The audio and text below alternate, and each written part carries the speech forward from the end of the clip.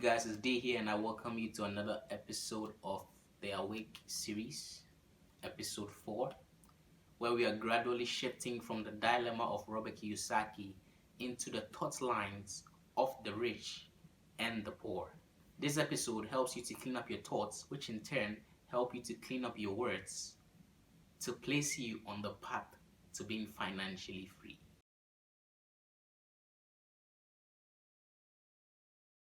Welcome, and let's get right into it. So still looking at Robert's dads, one dad recommended that you study hard so you can find a good company to work for. The other dad recommended study hard so you find a good company to buy. Now, there's a baseline for both dads. Both dads believe in studying hard. However, both dads did not believe in the same path. Both dads didn't have the same line of thoughts. One thought about how to work for the company, how to study hard, gain the skills, and work for the company, try to get a job at the company, while the other dad was thinking about studying hard, gaining the skills so he can buy the company and run it, be in charge. One dad said, the reason I'm not rich is because I have you kids. While the other dad said, the reason I have to be rich is because I have you kids. I mean, look at it. Which line of thought is actually better? Which line of thought will actually produce excellent results? I'm not rich because I have you kids, or I have to be rich because I have you kids.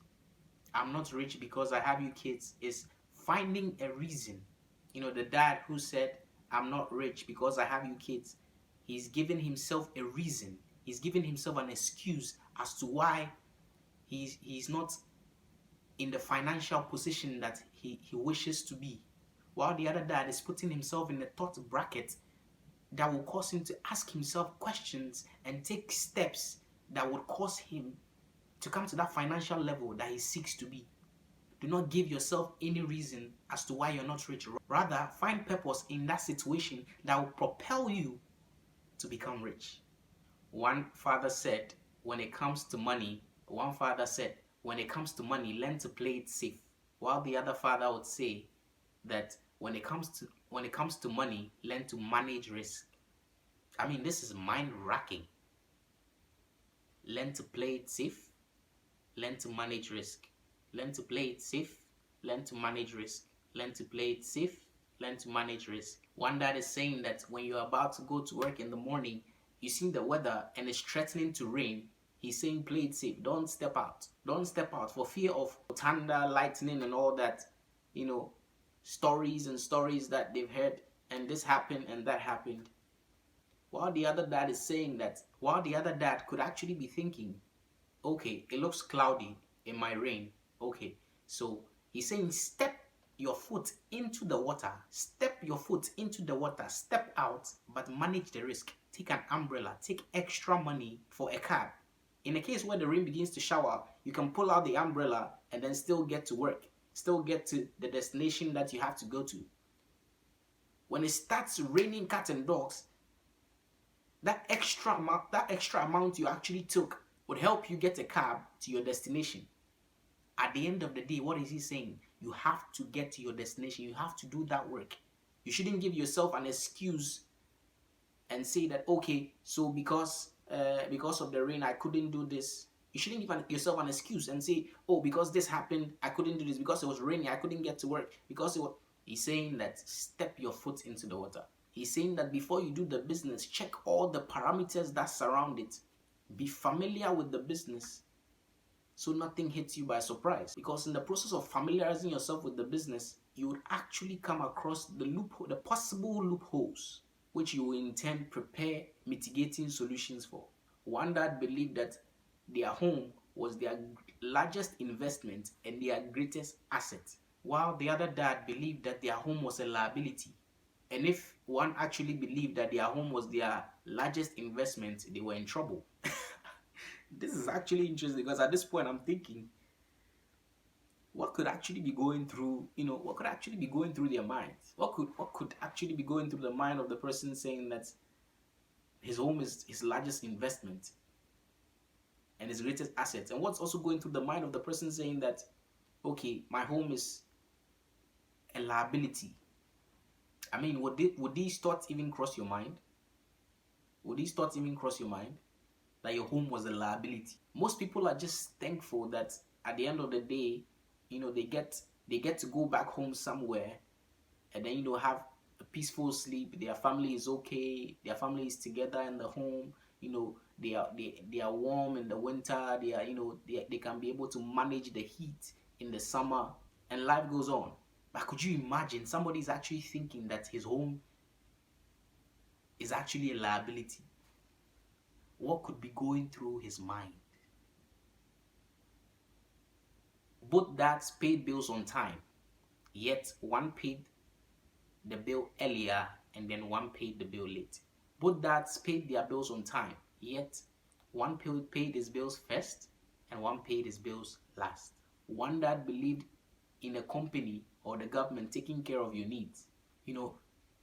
He was always concerned about pay raises, retirement plans, medical benefits, sick leave, vacation days, and other perks that come with work.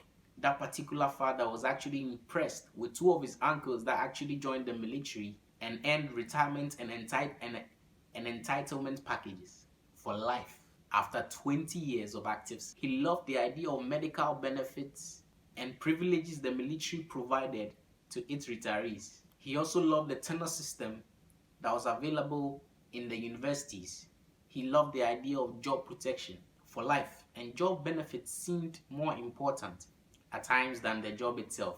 This dad will say, I have worked hard for the government and I'm entitled to these benefits. Can you imagine that? Yet, the other dad believed in total financial self-reliance. This dad openly spoke out against the entitlement mentality. The mentality that somebody owes you something.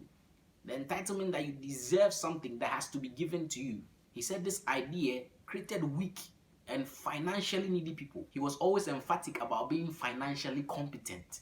This dad was more about gaining the skills, gaining the know-how, gaining the know-how to manage your own finances. He wasn't about the life of retirement plans, medical, benefits. He would rather plan. This is the kind of dad who actually preferred to plan for a case where he has a medical emergency. A dad who would rather plan for his retirement as compared to a dad who expected to be taken care of because he worked hard for the government. Which kind of dad would you want to be? Or which kind of mom do you want to be? Which kind of brother or which kind of sister are you going to be? Which category are you finding yourself? One dad struggled to save a few dollars. The other dad created investments. In Robert's words, one dad taught me how to write an impressive resume to find a job, while the other dad taught him how to write strong business and financial plans so he could create jobs. Which of the fathers are you impressed by? Are you impressed by the dad who is encouraging his son to go through school, to strive hard to be the best? Or are you more impressed by the dad who actually teaches his son to write strong business and financial plans to actually create jobs, not for only himself, but for others as well? I could imagine running a poll to see which dad you all are most impressed with. What is it going to be? The dad who teaches his son to write resumes and work for others, or the father who teaches his son to write business plans and financial plans to create jobs in our communities? Which father are you more impressed with? Comment down below, and as well engage with me on all my social platforms. Let's get interactive, and I'll see you in the next episode. Stay blessed.